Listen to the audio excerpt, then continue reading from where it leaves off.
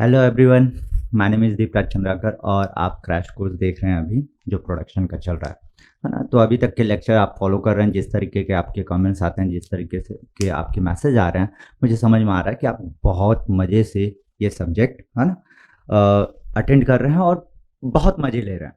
साथ के साथ आप सवाल भी बना रहे हैं, ठीक। और आज एक बहुत ही अच्छा दिन, हिंदी दिवस, तो हैप्पी हिंदी दिवस। कल इंजीनियर्स डे होने वाला है, ठीक है ना। सो ये सारी चीज़ें तो होती ही है। बस अपने को क्या करना है, अपने को तो रोज़ पढ़ाई करना है। ये ठीक है, अच्छे दिन है ना, इस बात की खुशी होनी चाहिए। और साथ के साथ अपने को पढ़ाई कंटिन्यू रखना है, ठीक। सो लास्ट क्लास तक अगर मैं बोलूँ तो आप ड्रिलिंग के बारे में जान चुके हैं कि क्या होता है ड्रिलिंग। आज हम देखेंगे मिलिंग के बारे में, ठीक है।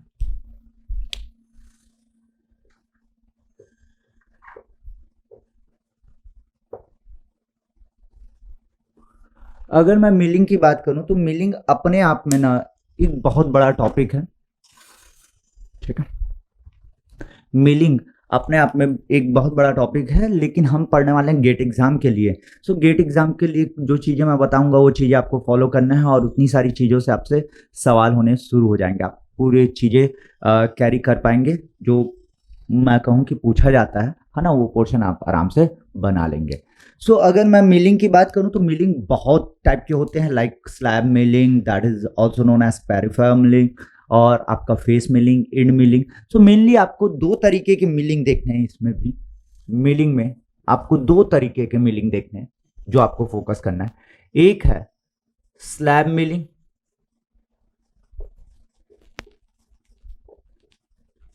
और एक है फेस मिलिंग।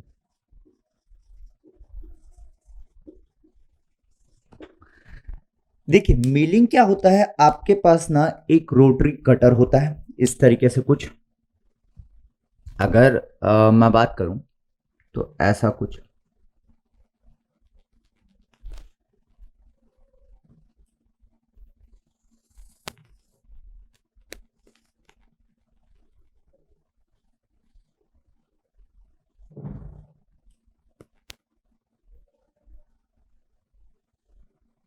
एज सच अगर मैं मिलिंग ऑपरेशन की बात करूं तो आप मे भी इंडस्ट्री गए होंगे तो देखे होंगे।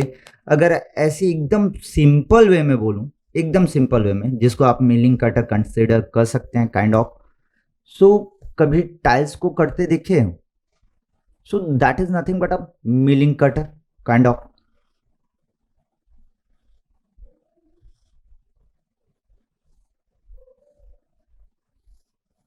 इस तरीके से आपका एक मिलिंग कटर रहेगा।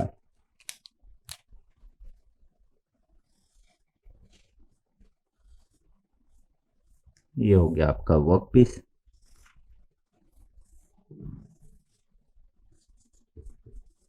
ठीक। This is known as milling cutter. Cutter, आप कटर में देख सकते हैं there are number of teeth, है ना, बहुत सारे टीथ हैं यहाँ पे। So this is nothing but a tooth. और पूरा पेरिफेरी में आपका क्या है, टूथ है मिलिंग के, ठीक है। ये जो कटर है उसके पेरिफेरी में क्या है आपका, देयर आर नंबर ऑफ, आपके बहुत बहुत सारे टीथ हैं इसमें अवेलेबल हैं। सो क्या होने वाला है, और हाँ एक चीज और, ये जिस पे लगा रहता है उसको बोलते हैं आर बार। उस पे मिलिंग कटर मतलब एक्चुअली क्या होगा कि आपके पास एक कटर है, उसको एक शाफ्ट में लगाएंगे, है ना, और जो शाफ्ट होता है जिस पे ये लगता है उसको आर्बर बोलते हैं। और ये मेनली इस तरीके से ऐसा घूमने वाला है, ठीक है ना, घूमने वाला है और घूम के आपका कटिंग करने वाला है। फॉर एग्जाम्पल अगर मैं बोलूँ, मैं अभी जो बात कर रहा हूँ वो आपका स्लैब मिलिंग के बारे में बात कर रहा हूँ। सो और slab milling is generally use to generate flat surfaces. ये किस तरीके से होगा कि ये आर्बर हो गया, इसमें एक कटर लगा होगा, मिलिंग कटर आप एज्यूम कर लीजिए। ये इस तरीके से यहाँ पे एक मिलिंग कटर लगा है, ये आर्बर है। ये आर्बर घूमेगा तो कटर भी घूमेगा। सो ये आर्बर एक आरपीएम से घूम रहा होगा और ये अगर घूम रहा है तो इस तरीके से ये काटते हुए आगे बढ़ेगा। सो एक चीज अगर मैं बोलूं तो जो आर्बर का एक्सिस है, या मैं बोलूं जो रोटर का एक्सिस है, कटर का axis, that is parallel to the machine surface, जो मशीन होने वाला है, या वर्कपीस सरफेस, ठीक है ना। सो अगर आपका आर्बर का एक्सिस, ये देखो ये आपका मार्कर जो है वो आर्बर का एक्सिस हो गया, ये आपका मिलिंग सरफेस जिसमें मिलिंग करना है, ठीक। सो जो सरफेस है जिसको मैं मशीन सरफेस भी कह सकता हूँ, क्योंकि आफ्टर मिलिंग ये मशीन हो जाएगा, ठीक। सो मशीन सरफेस या वर्क पीस बोल दीजिए। So work piece and axis of arbor और axis of cutter is parallel to each other, that is known as slab milling, है ना। सो इस पे क्या होने वाला है, इस पे आपका कटर प्लस वर्क पीस दोनों एक दूसरे के पैरेलल होंगे। Axis of cutter, axis of cutter and work piece, that is वो मशीन सरफेस वाला जो पोर्शन है ना, जो मशीन सरफेस वाला पोर्शन है।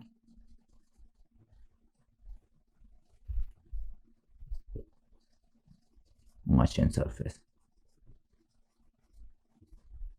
Work piece, machine surface parallel to each other, ये पैरेलल रहने वाला है, ठीक। अगर मैं बोलूं फेस मिलिंग, तो फेस मिलिंग में क्या हो जाएगा, ये जो कटर है ना, कटर में भी आपका अलग अलग वैरायटी के देखने वाले हैं। देयर विल बी व्हाट, आपका इंड कटर होगा, साइड कटर होगा, है ना। मतलब अगर मैं बोलूं ये कटर है तो इसके पेरिफेरी में अगर आपका कटिंग हो रहा है तो that is nothing but side cutter, और इसके इंड में हो रहा है तो इंड कटर, इस तरीके से कंसिडर कर लिया जाता है। और भी वैरायटी के देखने को मिलते हैं। सो जस्ट जनरल अगर मैं बात करूं, सो एक फेस मिलिंग में इस तरीके से कुछ देखने को मिलेगा आपको।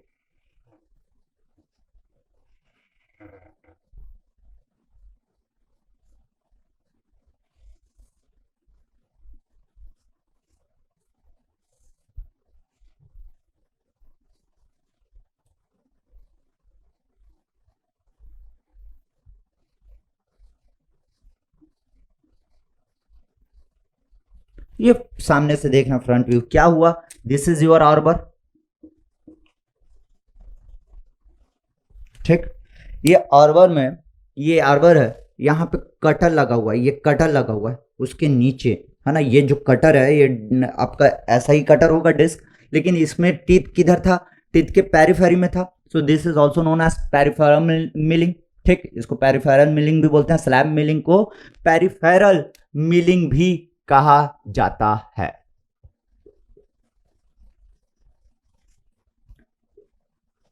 पेरिफेरल मिलिंग, ठीक। इसमें इसमें मैं क्या कह रहा हूं कि ये आपका आर्बर है, ये आपका कटर हो गया, है ना, ये कटर हो गया, ठीक, डिस्क हो गया। उसके नीचे इस तरीके से टीथ लगा है। अगर इस डिस्क को निकाल के आपको दिखाऊं, ये डिस्क अब सामने आ गया, सो इसके इस तरीके से यहां पे कटर लगा हुआ, टीथ, ठीक। So that is known as face milling. अगर अगर ये वर्क पीस इस तरीके से है तो यहां पे देखिए क्या होने वाला है, ये वर्क पीस हो गया, ये आपका कटर हो गया। सो भाई जो एक्सिस ऑफ आर्बर है या axis of cutter is perpendicular to what, work piece, perpendicular to work piece, ये एक तरीका होता है, ठीक है ना, ये एक तरीका होता है। एक तरीका और हो सकता है कि भाई आपका, इसको इसमें मैं लिख रहा हूं कि that is your axis of, axis of cutter is perpendicular to workpiece, workpiece। अगर अगर इसी को मैं ऊपर से देखूं, ये तो इधर से देख रहा हूं, इधर से देख रहा हूं, अगर इसको ऊपर से देखूं तो आपको इस तरीके से कुछ दिखेगा, है ना। और मे बी ये जो कटर है ना, ये सराउंड में भी लगा सकते हो, ठीक है ना, that will be on the side. So इस तरीके से आपको दिखेगा कि भाई ये वर्क पीस है और यहां आपका कटर है। सो इसके सराउंड में भी आ सकता है और इसके बॉटम में होगा, ठीक। सो ये कटर हो गया, ये कटर ऊपर से देख रहे हो, ऊपर में जाइए देखिए, सो आपको एक कटर दिखेगा और ये कटर को फिलहाल इस साइड ले आया हूं, यहाँ पे ले आया हूं, यहां से मिलिंग शुरू होगा। So this is nothing but a face milling, this is nothing but a face milling. ये कटर का जो एक्सिस है दैट इज योर व्हाट, ये जो एक्सिस है वो परपेंडिकुलर आएगा वर्क पीस का, ये वर्क पीस हो गया, ये आपका कटर हो गया, कटर हो गया, ठीक। सो इस तरीके से आपको दिखना रहेगा। तो आपको स्लैब मिलिंग और फेस मिलिंग पे फोकस करना है। अगर मैं बात करूं स्लैब मिलिंग का और डिवीजन होता है क्या, बिल्कुल होता है भाई।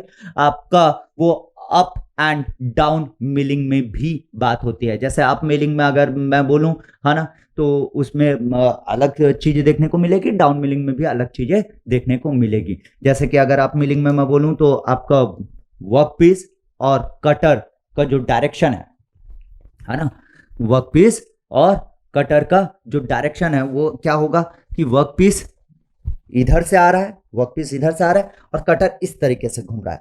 इट मींस दैट दोनों का जो डायरेक्शन है that will be opposite, that will be opposite. Similarly अगर मैं डाउन मिलिंग में बोलूं तो उसके उल्टा कि भाई आपका वर्क पीस का डायरेक्शन और कटर का डायरेक्शन सेम हो जाएगा, सो that will be your down milling. Chip thickness के बारे में बात करूं तो चिप थिकनेस वेरिएबल होने वाला है, चिप थिकनेस वेरिएबल होने वाला है, ठीक है। कैसे वेरिएबल होगा? अगर मैं अप मिलिंग और डाउन मिलिंग की बात कर रहा हूं तो अप मिलिंग में आपका जो थिकनेस होगा वो मिनिमम टू मैक्सिमम वेरी करेगा, मिनिमम टू मैक्सिमम इस तरीके से कुछ चिप बन के लिख लेगा। This is nothing but your chip. So इसका ये मिनिमम थिकनेस हो गया, मिनिमम मतलब 0, ये आपका मैक्सिमम थिकनेस होगा। सो मिनिमम टू मैक्सिमम वेरी करने वाला है अप मिलिंग में, और डाउन मिलिंग में आपका मैक्सिमम टू मिनिमम वेरी करने वाला है। सो इस तरीके से आप डिफरेंशिएट भी कर सकते हैं। सो अब इंपॉर्टेंट ये होता है कि भाई हमारे पास सवाल किस तरीके के आएंगे, उसमें अपन फॉर्मूला किस तरीके की लगाएंगे और हमारा अप्रोच क्या होना चाहिए किसी भी सवाल के लिए। अगर मैं बोलूं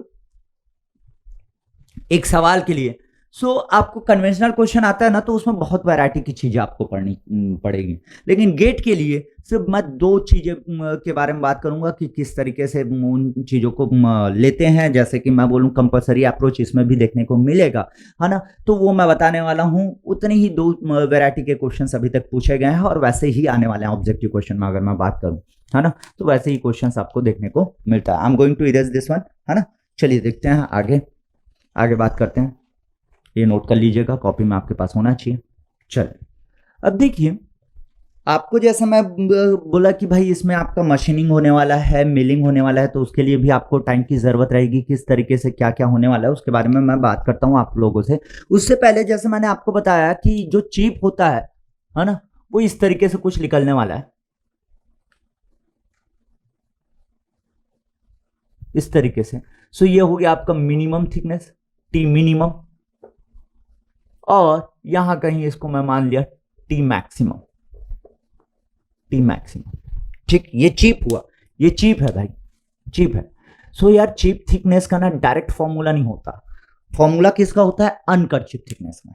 सो there will be uncut chip thickness, so maximum uncut chip thickness in milling की बात कर रहा हूं। सो मिलिंग में maximum uncut chip thickness is given by T maximum two FM Z N root over D/D। So T maximum इस फॉर्मूले से दिया जाएगा। इसमें अगर मैं बात करूं आपका, this is your maximum thickness of uncut chip, ठीक, maximum thickness of uncut chip, ठीक, अनकट चिप, ठीक। अगर मैं बात करूं FM is your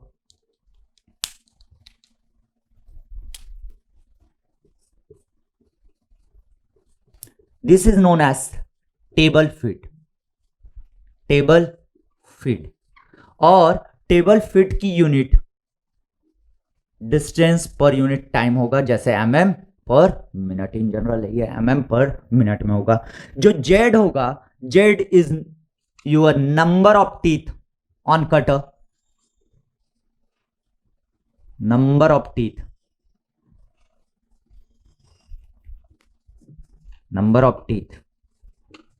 on cutter.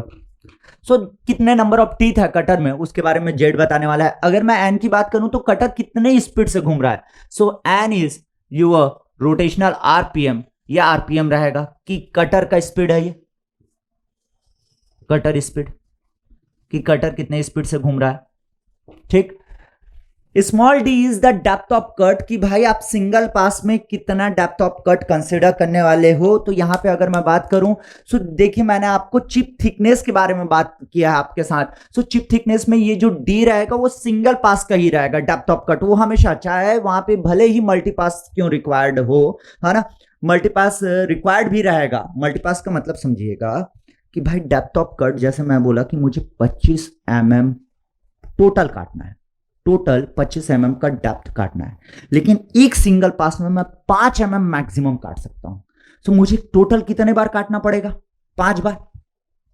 मुझे टोटल कितने बार काटना पड़ेगा? 5 बार। एक बार दो बार से तो काम नहीं होगा, एक बार में 5 mm निकालेगा, 5 mm निकालेगा, दूसरी बार में फिर 5 mm, तीसरी बार में फिर 5 mm, चौथी बार में फिर 5, और पांचवी बार में 5, तो टोटल 5 बार। इवन दो मैं आपको बोलूं कि मैक्सिमम डेप्थ ऑफ कट जो सिंगल पास में पॉसिबल है वो 5 mm है, और मैं आपको बोलूं 21 mm काटना है, 21 mm total thickness 21 mm reduce करना है। सो 21 mm अगर रेड्यूस करना है डियर, है ना, तो 21 mm के लिए क्या करना पड़ेगा? 4 बार तो आप 5-5 mm करके कर लेंगे, 5वीं बार आपका जो डेप्थ ऑफ कट है वो कम करेंगे, तो अभी आपको जो नंबर ऑफ पास अगर मैं रिक्वायर्ड पूछूं तो देयर विल बी अगेन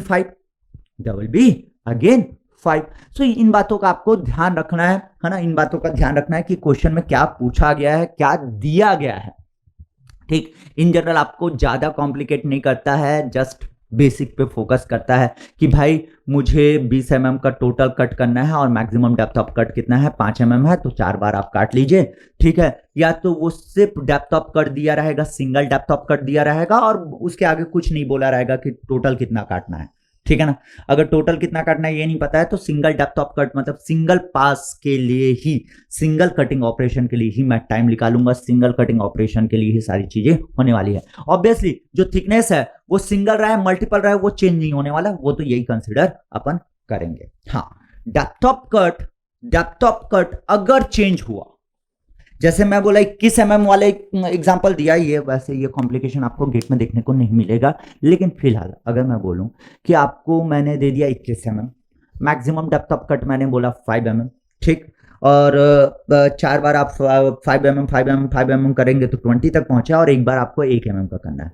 मैं पूछ दिया आपको लास्ट पास में uncut, maximum uncut chip thickness, so वहां पे जो डेप्थ ऑफ कट कंसीडर करेंगे, टोटल मैंने बोला था आपको 21, भाई maximum depth of cut in the single pass is 5 mm, लेकिन अगर ये 4 पास चले, आप 4 पास चले तो कितना हो जाएगा? सीधा 20 mm। 5वें पास में अगर लास्ट पास में मैं बोलूं तो 1 mm, so 1 mm will be depth of cut that time for the last पास। और लास्ट पास में अगर मैं अनकट चिप बोला हूं तो बाकी चीजें तो सेम है, only depth of cut change हुआ। हालांकि ये कॉम्प्लिकेशन आपको गेट में बहुत कम चांस है कि पूछे, लेकिन ध्यान रखना बेटा क्वेश्चन में क्या बोला जा रहा है ना, आपको बहुत ध्यान रखने की जरूरत है डियर, ठीक है। आगे बढ़ता हूं मैं।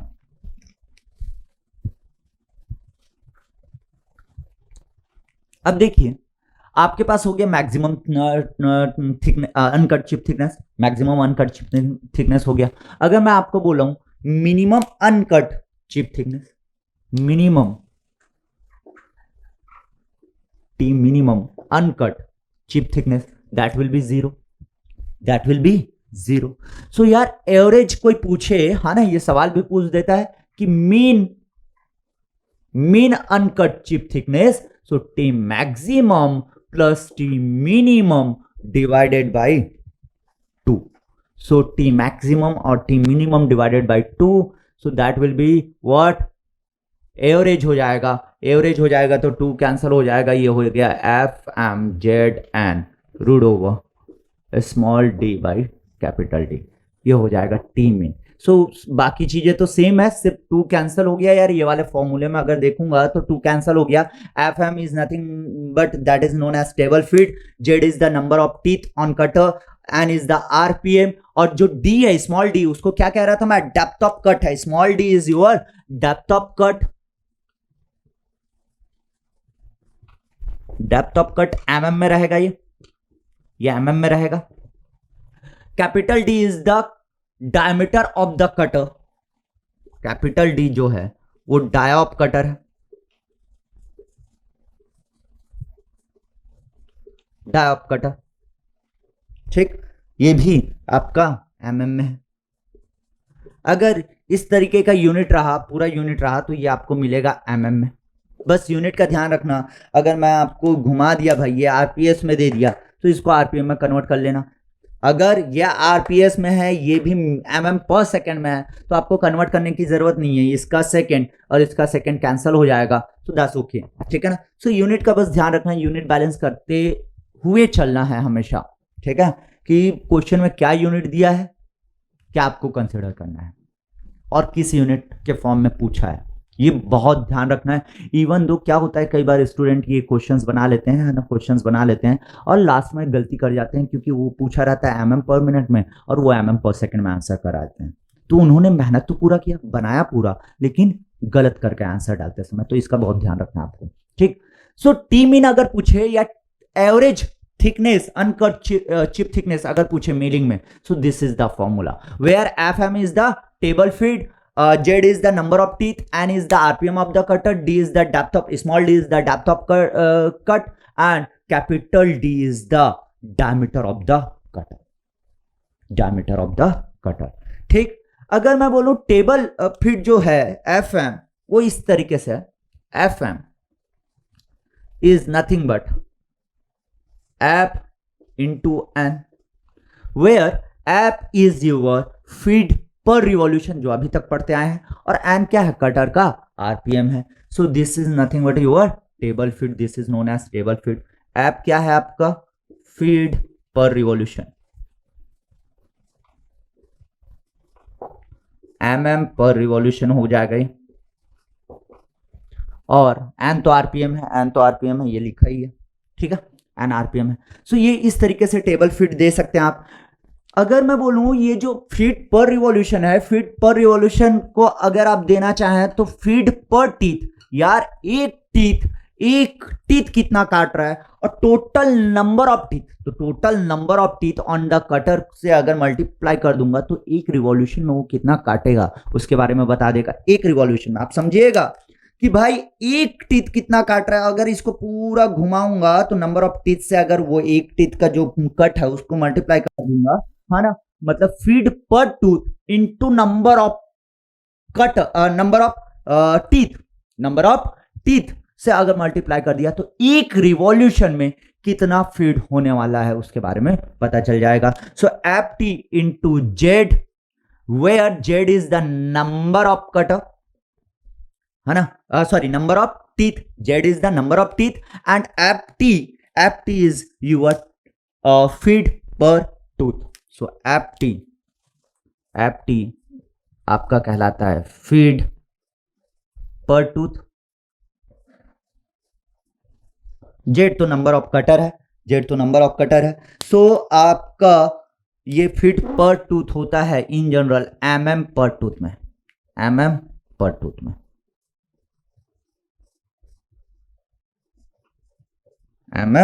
पर टूथ में होने वाला है, ठीक है भाई।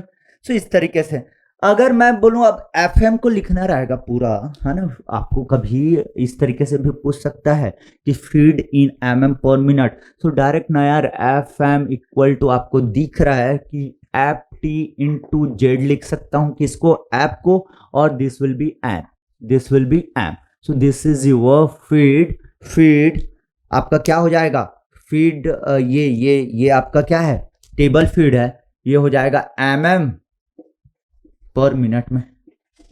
सो आप इसको mm पर मिनट में भी निकाल सकते हैं, ठीक। अगर मैं आपको मिलिंग टाइम पूछूं तो एकदम सिंपल है, milling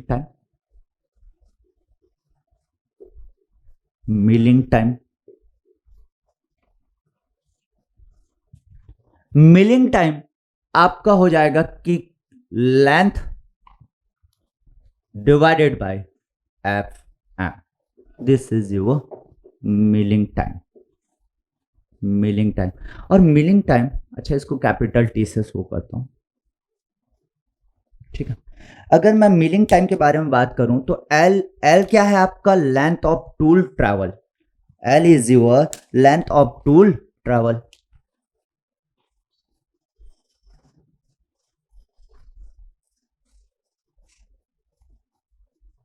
length of tool travelled. ठीक, आपका length of tool travel in होगा।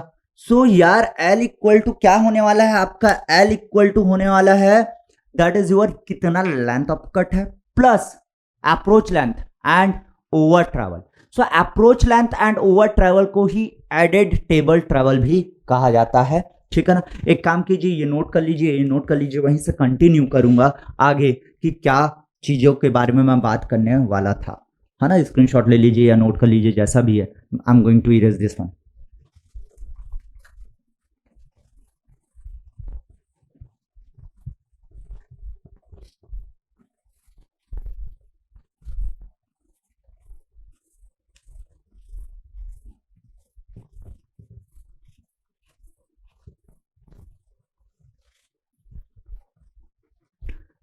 अब देखिए, जैसे मैंने आपको बोला कि L is the length of tool travel, so it will be length of cut, जितना भी आपको काटना रहेगा, length of cut plus approach length plus over travel. Approach length और ओवर ट्रेवल को एक साथ एडेड टेबल ट्रेवल भी बोला जाता है। This is your ATT। ATT is your added table travel।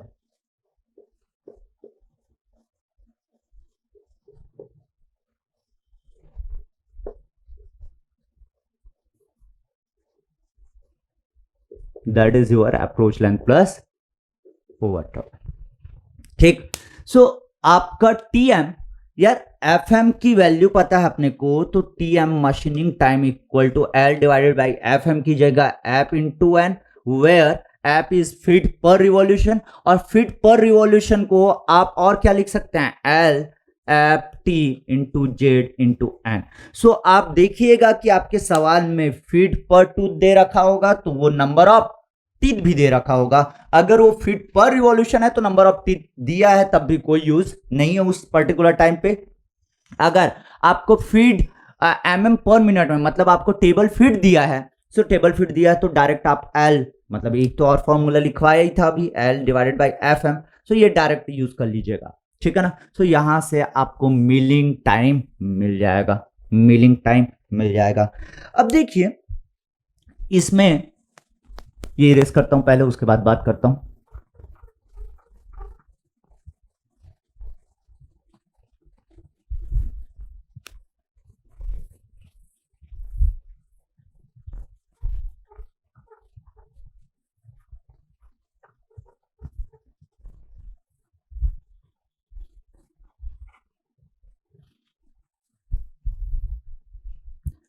देखिए इसमें भी ना कंपलसरी अप्रोच आने वाला है, कंपलसरी अप्रोच आने वाला है। और गेट के लिए आपको दो तरीके के मिलिंग के बारे में बात किया हूँ, है ना। अगर आप इंजीनियरिंग सर्विस की बात करेंगे, कन्वेंशनल पेपर की बात करेंगे, तो वहाँ पे बहुत सारी चीज़ें बहुत लॉजिकली अपन बात करते हैं। इसमें सिर्फ और सिर्फ अगर मैं गेट में बात करूँ तो दो तरीके से आपको बात करना चाहिए। पहला अगर मैं बोलूँ, यहाँ पे आपका कंपलसरी अप्रोच आएगा,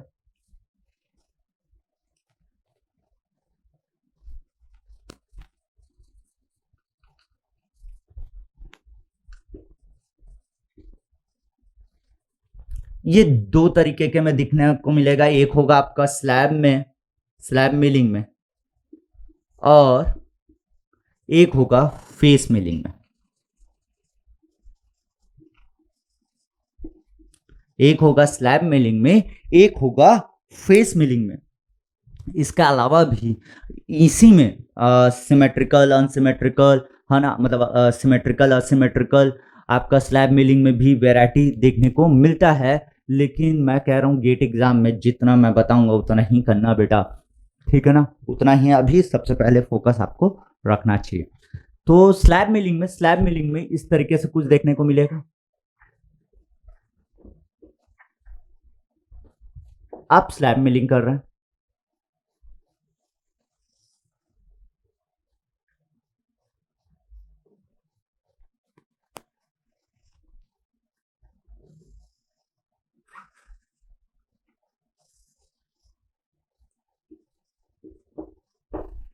ये वर्कपीस हुआ।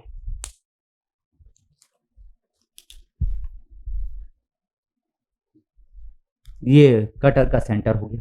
सो एक चीज अगर ध्यान से देखोगे तो यार ये तो कटर हो गया, कटर का सेंटर अभी यहाँ पे है। और आप किस तरीके से बात करेंगे, कटर के सेंटर के हिसाब से बात करेंगे कि कटर का जो सेंटर है वो कट करके क्या निकल गया है या कट करके नहीं निकला है। अभी अगर देखोगे तो वो वर्कपीस में पहुंचा ही नहीं है, लेकिन एक्चुअली जो कटर का एज है, पेरिफेरी है, वो वर्कपीस को टच कर रहा है। So this is nothing but, अगर मैं बोलूं कि सेंटर को आप यहां पे कंसिडर करेंगे तब तक ये वाला जो पोर्शन है वो यहां पहुंच जाएगा। सो इतना जो डिस्टेंस आपको दिख रहा है, ये वाला डिस्टेंस, ये वाला डिस्टेंस, सो इतना आपको पहले ही दूर रखना पड़ेगा, कंपलसरी है, कंपलसरी है। ये वाला डिस्टेंस आपको इतना दूर रखना पड़ेगा। अगर मैं यहां पे बात करूं,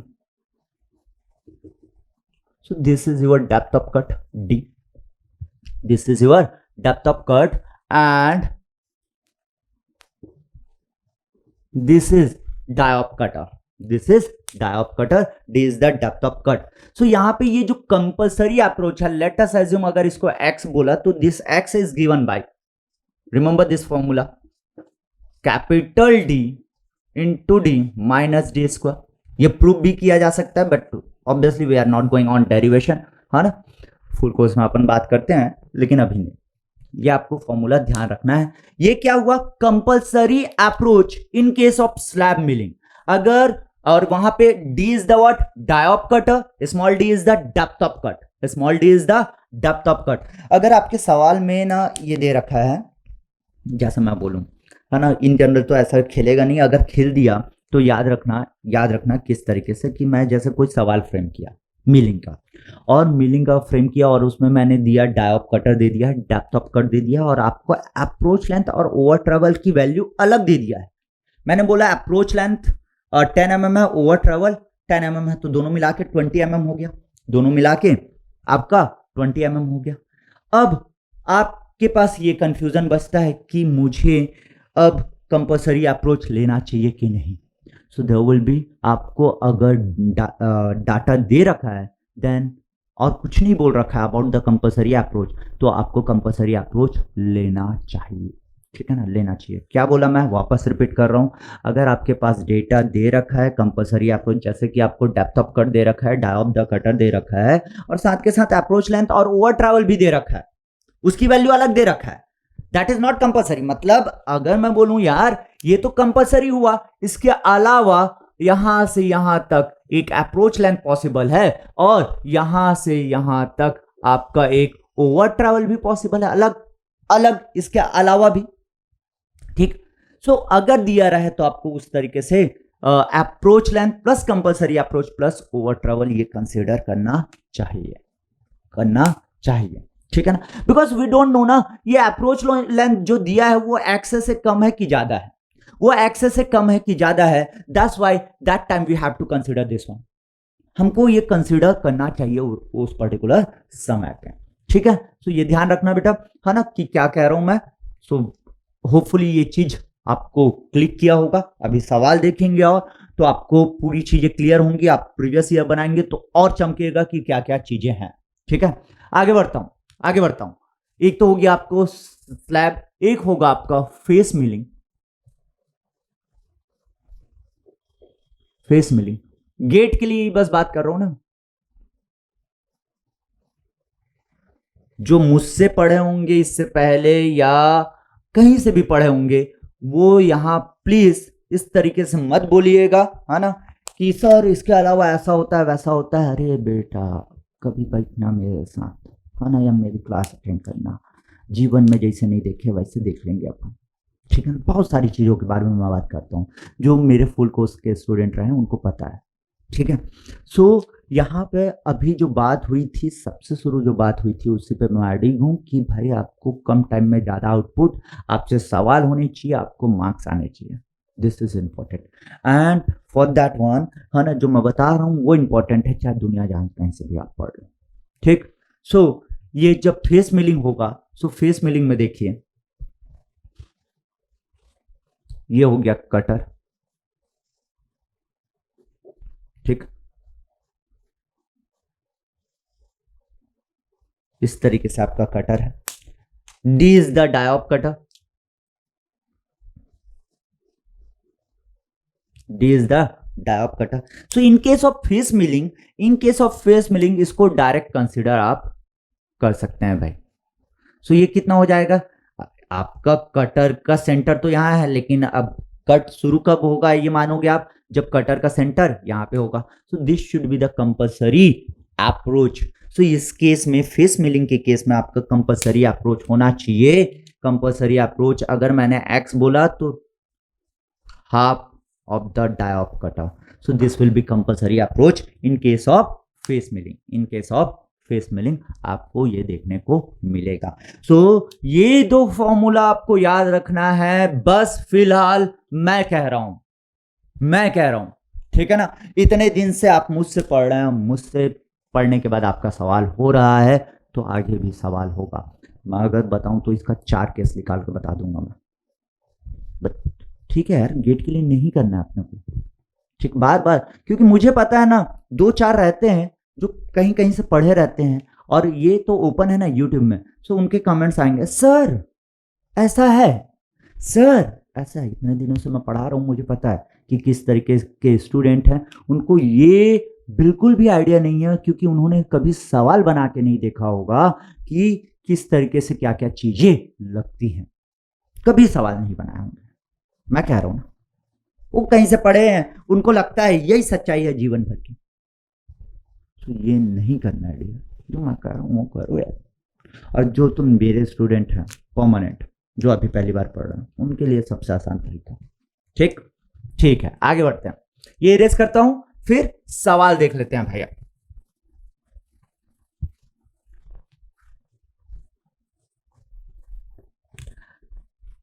और जितना अभी आप पढ़ रहे हो ना, जैसे इतने सारे लेक्चर्स हो गए हैं आपके, तो अब ना, वैसे तो ये ऑलरेडी हम शॉर्ट में पढ़ रहे हैं, लेकिन इसमें भी अगर पॉसिबल हो सो फॉर्मूले और जो पर्टिकुलर आपका कुछ कुछ कॉन्सेप्ट जो दिखते हैं, उसका ना शॉर्ट नोट्स बनाना तैयार कर दो भाई, ताकि आपके रिवीजन में आसानी होने वाला होगा।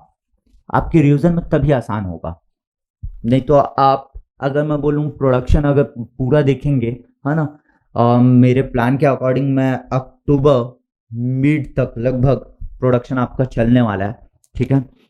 सो अगर उतने दिन तक आप देखेंगे तो बहुत सारा आपके पास नोट्स तैयार हो जाएगा, तो उतना पूरा एक साथ रिवाइज करना अगर पॉसिबल है तो बहुत अच्छी बात है, लेकिन मैं एज अ स्टूडेंट सोचूं तो थोड़ा सा दिक्कत होने वाला है। तो उसके लिए ना आप शॉर्ट नोट्स प्रिपेयर करते जाइए, इससे इससे और भी शॉर्ट नोट्स, क्योंकि इसमें बहुत सारी बातें होती है जो आपको ऐसे ही याद रहने वाला है। तो आपको ये ध्यान रखना है कि भाई मेरे लिए एकदम इंपॉर्टेंट क्या है, जिसको एकदम याद रखना है, बाकी चीजें तो ऐसी याद रहती हैं, ठीक है ना। सो उसको अगर रिवाइज करते जाएंगे तो वो चीजें आसान होने वाला है, वो चीजें आसान होने वाला है, ठीक है। शॉर्ट नोट्स बनाना शुरू कर दीजिए, मैं बताऊंगा बाद में कि उसको रिवीजन और किस तरीके से करना चाहिए, उसका आइडिया मैं आपको बाद में देने वाला हूँ, ठीक। सो चलिए भाई, वर्कबुक इसका मुझे लगता है हार्ड कॉपी सबके पास होना चाहिए। और ये परमिशन वाला जो चक्कर है ना, ये है थोड़ा सा, मुझे लगता है कि कई लोग परेशान हो रहे हैं। तो आपको परेशान होने की ज़रूरत नहीं है, ऑफिशियल टेलीग्राम में जाइए, वहाँ पे आप बोलेंगे आपको मिल जाएगा। ऑफिशियल टेलीग्राम, मैकेनिकल का ऑफिशियल टेलीग्राम चैनल आपके डिस्क्रिप्शन में नीचे है ना, इवन दो पिन कमेंट में आपको देखने को मिलेगा। तो पिन कमेंट में आप जाइए, वहाँ पे टेलीग्राम ज्वाइन कर लीजिए, ऑफिशियल चैनल, वहाँ पे ये मिल जाएगा। और इसका हार्ड कॉपी ले लीजिए, hard copy is the best फिलहाल, है ना, आपको पढ़ने के लिए बहुत अच्छा रहेगा। यहाँ से आराम से आप क्वेश्चन सॉल्व कर सकते हैं। चलिए भाई, सवाल देखता हूँ। क्वेश्चन नंबर 17 मिलिन का क्वेश्चन है, क्वेश्चन नंबर 17।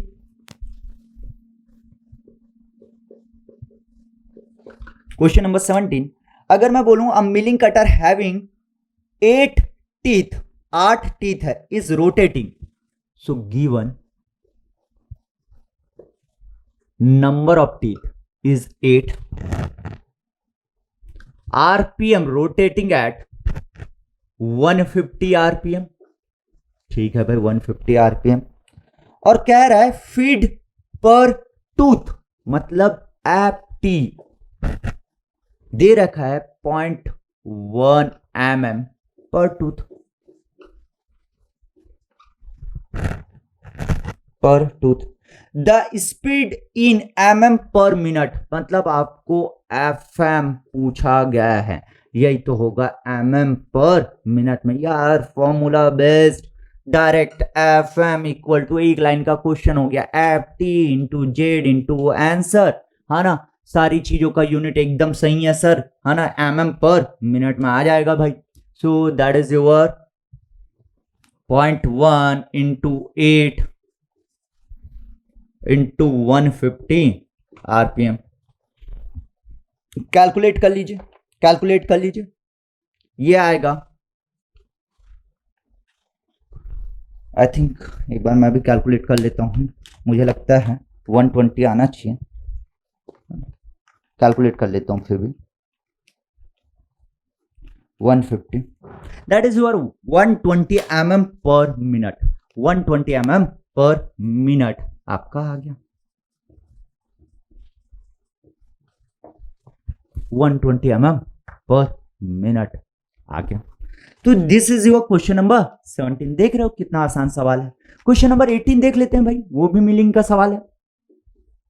क्वेश्चन नंबर 18 क्या कह रहा है, two separate slab milling operation 1 and 2 are performed with identical milling cutters, the depth of cut in operation 2 is twice that in operation 1। सो आपको दे रखा है कि दो ऑपरेशन परफॉर्म कर रहे हैं, ऑपरेशन 1 ऑपरेशन 2, अगर इसमें depth of cut D1 equal to, अगर मैंने कंसिडर किया D, so depth of cut D2 equal to 2D, twice of depth of cut of the first operation बोल रखा है। ठीक, कह रहा है the cutting parameters are identical, ठीक है, बाकी पैरामीटर्स आइडेंटिकल रखा गया है। The ratio of maximum uncut chip thickness, maximum uncut chip thickness का formula T maximum equal to 2FM ZN root over D by D, simple. ठीक, अगर देखोगे तो ये जो बाकी कटिंग पैरामीटर्स है वो सेम है, सो T maximum can be said as directly proportional to what, only depth of cut change हो रहा है, so root over D इसके डायरेक्टली प्रोपोर्शनल होगा। बाकी तो कांस्टेंट है बोल दिया सवाल में, ठीक है ना, कुछ तो ऐसे ही कांस्टेंट रहने वाले हैं, जैसे 2 तो ऐसे ही कांस्टेंट है, बाकी पैरामीटर्स भी आपका कांस्टेंट है। ठीक, सो ये T मैक्सिमम हुआ। So my dear, T maximum 1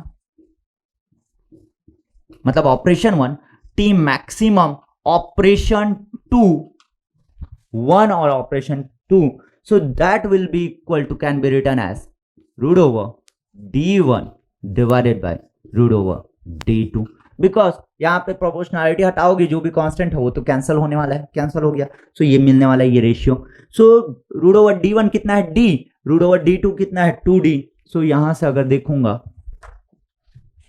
सो आपको मिल जाएगा T maximum 1 divided by T maximum 2 root over सीधा D divided by 2D। So ये आ जाएगा 1 divided by 2 root over 1 divided by 2।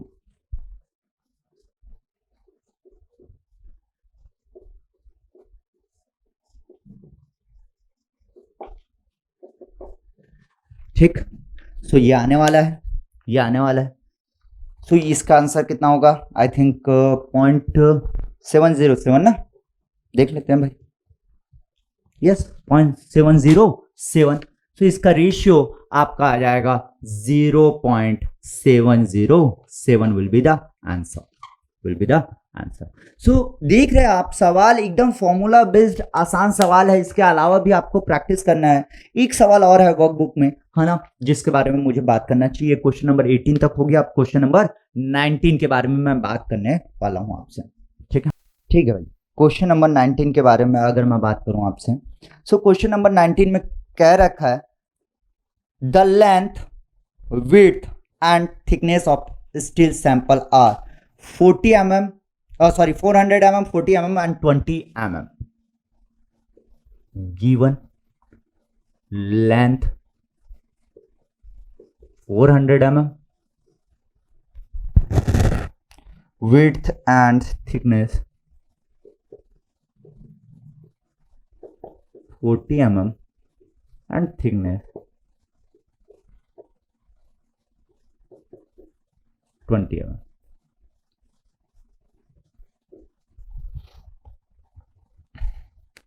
ठीक है.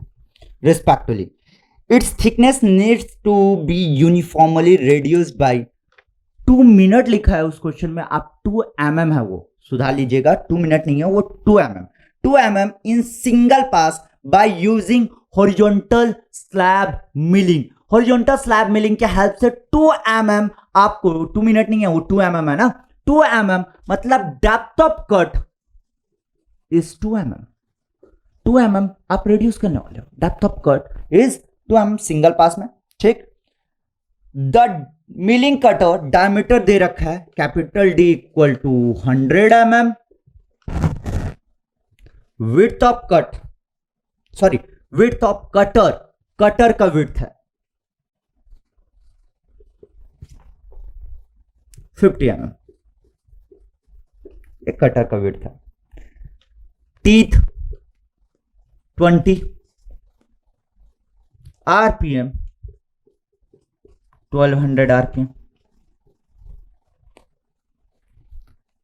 Feed per tooth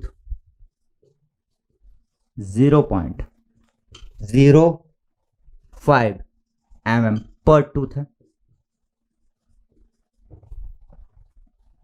the feed direction is along the length of the sample.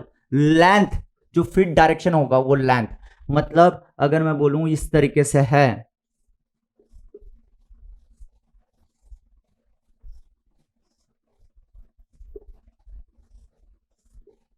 ये हो गया length, ये हो गया विड्थ, ये हो गया थिकनेस. सो इसके अलाउंग आपको काटना है, इसके अलाउंग मतलब टूल ट्रेवल यहां से यहां तो करेगा ही करेगा. This is main length of cut हो गया. उसके बाद आपका अप्रोच लेंथ और ओवर ट्रेवल आने वाला है. अप्रोच लेंथ और ओवर ट्रेवल आपका आने वाला है. ठीक है ना. ठीक है भाई, आगे बढ़ता हूं. क्या कह रखा है उसके आगे? उसके आगे कह रहा है if the over travel distance is the same as approach length distance. Okay, मतलब अगर मैंने बोला आपको added table travel is approach length plus over travel, और इसमें अलग से दे नहीं रखा है, मतलब जो आप कंपलसरी अप्रोच निकालेंगे वही आपका ओवर ट्रेवल होने वाला है. So this will be the 2 into approach length consider करूंगा डायरेक्ट. अब मैंने आपको कहा था इसके अलावा आपको ये डेटा देने के बावजूद ये दे देता कि added table travel is 20 mm. So 20 mm plus compulsory approach आपको कंसिडर करना पड़ता. लेकिन यहाँ पे ऐसा नहीं बोला है, यहाँ पे ये बोला है कि भाई जो आप अप्रोच लेंथ निकालेंगे वही आपका ओवर ट्रेवल होगा. सो दोनों बराबर है तो दोनों को ऐड कर दो तो एडेड टेबल ट्रेवल ये आने वाला है. ठीक. उसके बाद बोल रखा है कि the approach distance and the time taken. Approach जो कंपलसरी अप्रोच लेंथ निकालेंगे वो निकालना है, साथ के साथ आपको टाइम निकालना है इन सेकेंड, mm और सेकेंड में.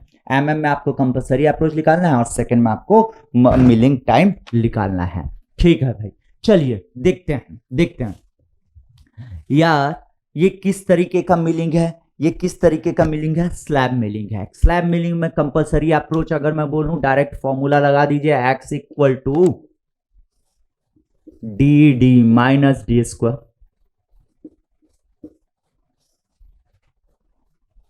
100 इंटू 2 माइनस 2 स्क्वायर. निकाल लेते हैं. कंपलसरी अप्रोच है 100 into 2 minus 2 square 14 mm. So compulsory approach आ रहा है 14 mm. तो एक आंसर तो मिल गया 14 mm. अप्रोच लेंथ जो पूछा है 14 mm. अगर मैं ऑप्शंस के बारे में बात करूं तो 14 mm कितने ऑप्शन में दे रखा है? 2 ऑप्शन में दे रखा है, ए और सी में. सो ए और सी में से कोई एक ऑप्शन होने वाला है. अब दूसरा किससे मैच करूंगा मैं? मिलिंग टाइम से. So milling time equal to, यार milling time equal to I can write L divided by L divided by F M, या इसी को लिख सकता हूं एफ टी जेड एन। क्या हमारे पास सब कुछ है? ये जो है एल जो है that is your length of tool travel. Length of tool travel is nothing but length of cut plus length of cut कितना है 400 mm प्लस आपका added table travel. So 400 plus 2 into 14, 2 into 14 divided by F T दे रखा है 0.05, Z दे रखा है 20, RPM आपको दे रखा है 1200 आरपीएम, 1200 आरपीएम। ठीक है ना? अच्छा, इसी डेटा जितना डेटा दिया उससे कोई आपको दिमाग लगा के पूछे, है ना, कि यार ये किस तरीके का मिलिंग ऑपरेशन है, मतलब रफ मिलिंग है या फिनिशिंग है ना? फिनिश मिलिंग है और रफ मिलिंग है। सो अगर आपका फीड कम है, स्पीड ज्यादा है, फीड देख सकते हो कम है, स्पीड बहुत ज्यादा है, so this is your finish milling operation, finishing operation है ये। ठीक है? अगर आपका फीड ज्यादा होता है, स्पीड कम होता है, तो that is your roughing operation. तो ये ध्यान रखना। ठीक है ना? ये सब कॉमन चीजें हैं जो आपको सीखनी चाहिए अगर आप प्रोडक्शन और या आप मैकेनिकल इंजीनियरिंग या पीआई से बिलोंग करते हो। तो ये सब एकदम कॉमन, आपको अब धीरे धीरे ना उसमें अंदर जाना पड़ेगा कि क्या क्या चीजें होती है मशीनिंग में, किस तरीके से होता है। यार हाँ, मैं रफिंग करूंगा तो क्या करूंगा, मैं ज्यादा डेप्थ ऑफ कट जल्दी निकालने की कोशिश करूंगा। फिनिशिंग करूंगा तो एकदम, मतलब फिनिशिंग मतलब समझ रहे हो, पॉलिशिंग कर रहे हो आप, पॉलिशिंग कर रहे हो, तो फीड बहुत कम रहेगा। मेटल रिमूवल रेट आप चाहते हो बहुत कम हो, ऑब्वियसली। ठीक है ना? बहुत कम हो, वहां से फिनिशिंग होना चाहिए। ठीक है ना? तो वहां पे फीड बहुत कम होता है। चलिए भाई इसको कैलकुलेट करते हैं।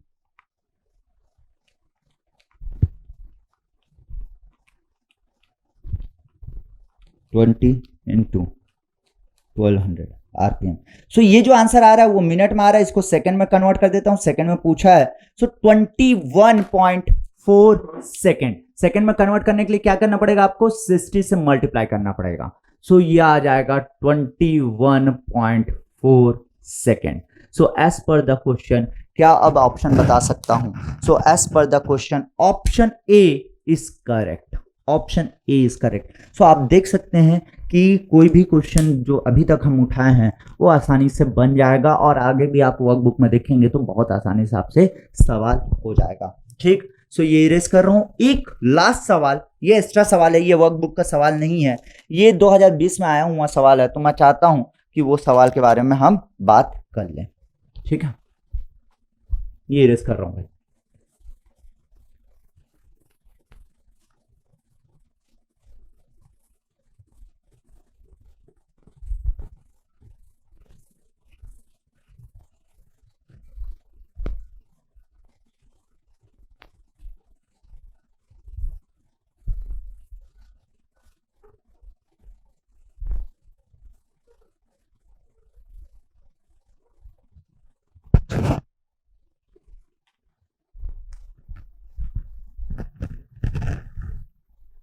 एक सवाल जो आपसे मैं डिस्कस करना चाहता हूं, ये गेट 2020 में आया हुआ है मैकेनिकल इंजीनियरिंग में। कह रहा है अ स्लॉट ऑफ 25, स्लॉट बोला है, स्लॉट बोला है 25/25 mm स्क्वायर। ठीक? 25 mm by 25 mm is to be milled in a workpiece of 300 mm length। Length दे रखा है 300 mm, लेंथ दे रखा है 300 mm length, using a side and face milling cutter. Face milling बोल दिया है भाई। ठीक है ना? Face milling cutter diameter 100 mm, cutter का डायमीटर 100 mm है और फेस मिलिंग कह दिया गया है। Width of cutter 25 mm, 25 mm। So 25 mm का स्लॉट बनाना है और आपके पास जो कटर है वो इस तरीके से है।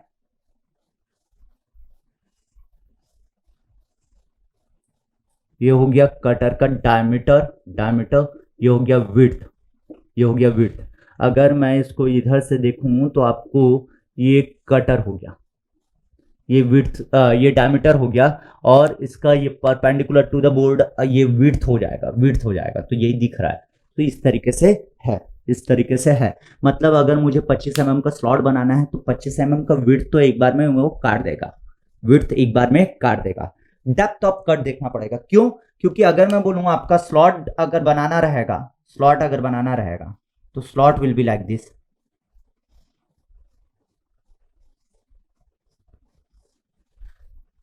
ये जो स्लॉट है, ये जो स्लॉट है, ठीक। सो ये, अच्छा इसको थोड़ा सा ना अच्छे से बनाते हैं, इसको समझने की कोशिश करते हैं।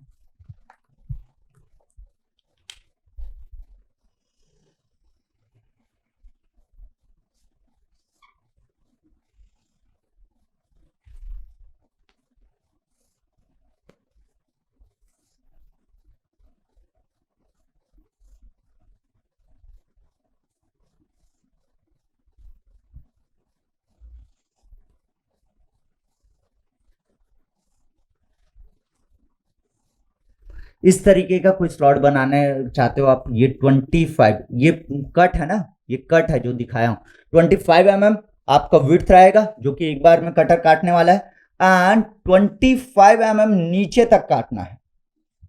सो दिस इज टोटल आपको काटना रहेगा, टोटल आपको कट करना रहेगा, ठीक है ना, इस तरीके से। चलिए आगे बढ़ता हूं, आगे बढ़ता हूं। इसमें क्या बोल रखा है, आगे कह रहा है, आगे कह रहा है कि भाई 20 width is 25 mm and having 20 teeth, z equal to 20 teeth दे रखा है।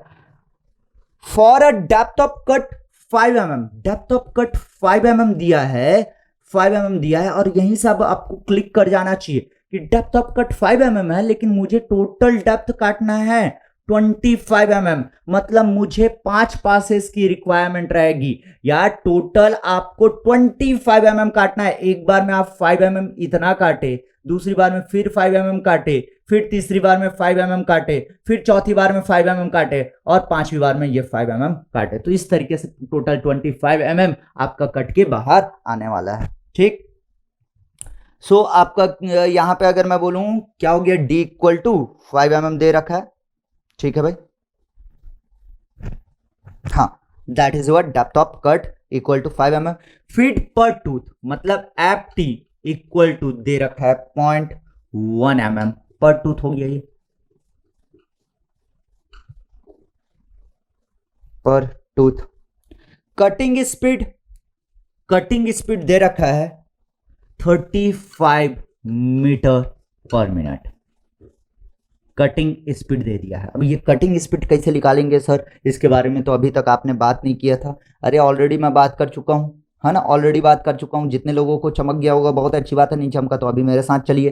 कह रहा है approach length and over travel distance of 5 mm each, approach length plus over travel, अगर दोनों 5-5 mm है, so this is nothing but added travel, added travel आपका कितना हो जाएगा टोटल अभी 10 mm। तो ये तो दे रखा है, इसके अलावा आपको कंपलसरी अप्रोच का अगर डेटा है तो कंपलसरी अप्रोच लेना रहेगा। अब कह रहा है the time required for the milling the slot is in minute, slot को पूरा काटने के लिए कितना टाइम चाहिए ये पूछा है। सो यार देखो यहां पे अगर मैं बोला, ये तो मिलिंग, फेस मिलिंग बोला है, फेस मिलिंग बोला है क्वेश्चन में, आपको फेस मिलिंग बोल रखा था। सो अगर फेस मिलिंग है ना, फेस मिलिंग है, so compulsory approach x equal to D by two, x equal to D by two, मतलब 100 divided by 2 equal to I can take 50 mm। ये सवाल 2020 का है ना भाई, अभी आया हुआ सवाल है। 50 mm हो गया, कंपलसरी अप्रोच हो गया। So total L equal to अगर मैं निकालना चाहूं, total L length of tool travel, length of cut कितना है, length of cut is 300 mm plus added table travel कितना था 10 mm प्लस 50 mm, सो ये हो जाएगा 360 mm, 360 mm आपका ये होने वाला है, ठीक है भाई। सो ये आपका L आ गया, एल आ गया। आपको चाहिए एप्टी है, जेड है, एन चाहिए, तो एन के लिए यार वी दे रखा है। वी इज नथिंग बट यार ये जो कटिंग स्पीड होता है वही तो पाई डी एन। अगर आपका डी mm में है तो डिवाइडेड बाय 1000 कर दो, तो ये अब मीटर पर मिनट में कन्वर्ट हो जाएगा। पाई डी मतलब एक रिवॉल्यूशन, पाई डी मतलब एक revolution, that is nothing but feed, feed into N, मतलब ये आपका एक्चुअली एफएम दे रखा है। अगर मैं बोलूं एक्चुअली एफएम दे रखा है, ठीक है ना। सो आप चाहो तो इसका भी इस्तेमाल कर सकते हो, या फिर आपने जैसा सीखा है ना, वैसा ही फॉलो करना चाहिए कि यार यहां पे अब एन निकाल दो, एन की वैल्यू कितनी हो जाएगी, वी आपका 35 दे रखा है, इंटू 1000 पाई, डी की वैल्यू कितनी है 100, तो ये कैंसिल हो गया, ठीक। पाई डी इंटू 1000, हाँ ठीक है। सो एन इक्वल टू यहां से आपका आ जाएगा 35 डिवाइडेड बाई पाई इंटू 10, 111.4, 111.4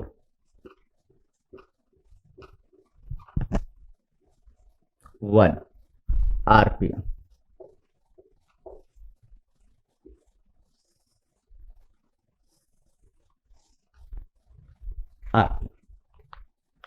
ठीक, ये हो गया एन, ये हो गया एन। अब देखिए आपको एन मिल गया, आपके पास जेड है, आपके पास एफ टी है, आपके पास एल है, तो machining time for single pass, तो मशीनिंग टाइम या milling time L divided by F T Z N, ये सिंगल पास के लिए हुआ।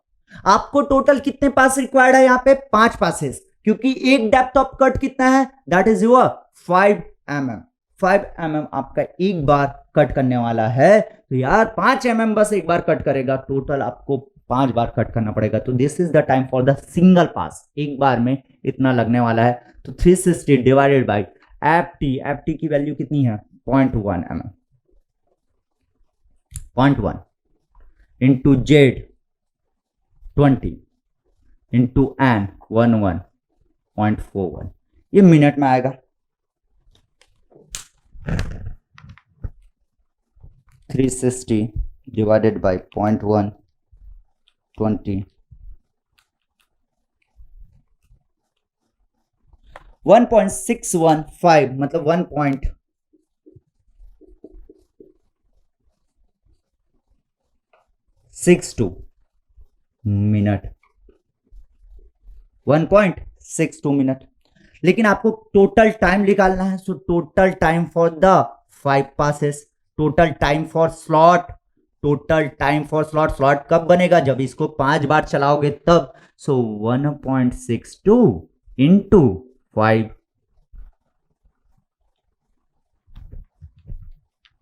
125, so it is coming 8.1 minute. So 8.1 minute will be your answer for this question.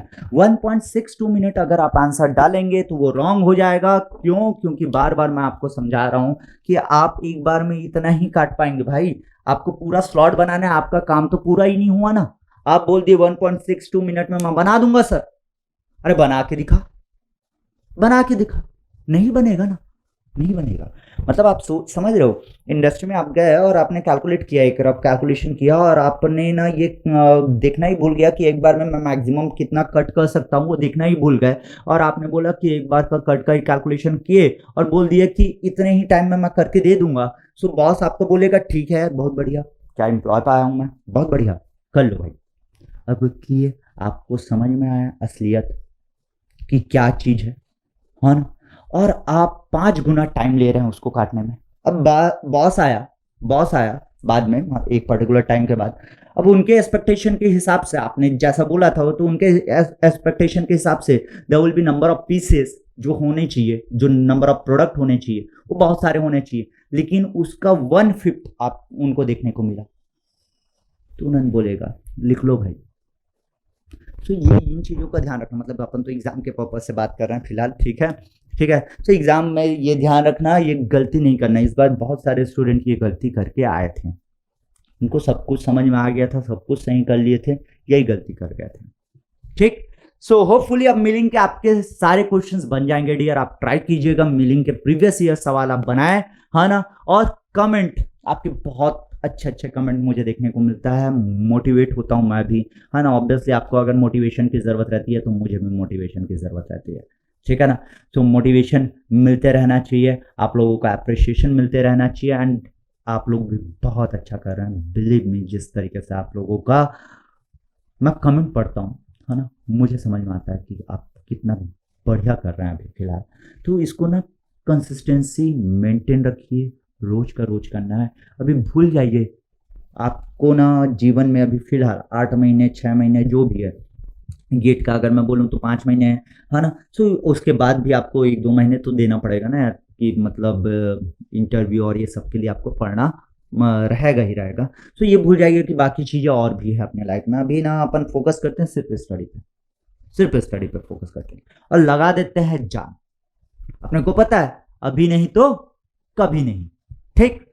So thank you so much dear इस video के लिए, है ना। ये वीडियो आपने जो देखा, है ना, लाइक कर दीजिए और आप कमेंट कर दीजिए और शेयर भी कर दीजिए अपने दोस्तों को। जितना ज़्यादा शेयर होगा उतने लोगों को फायदा होगा। सो thank you so much for today.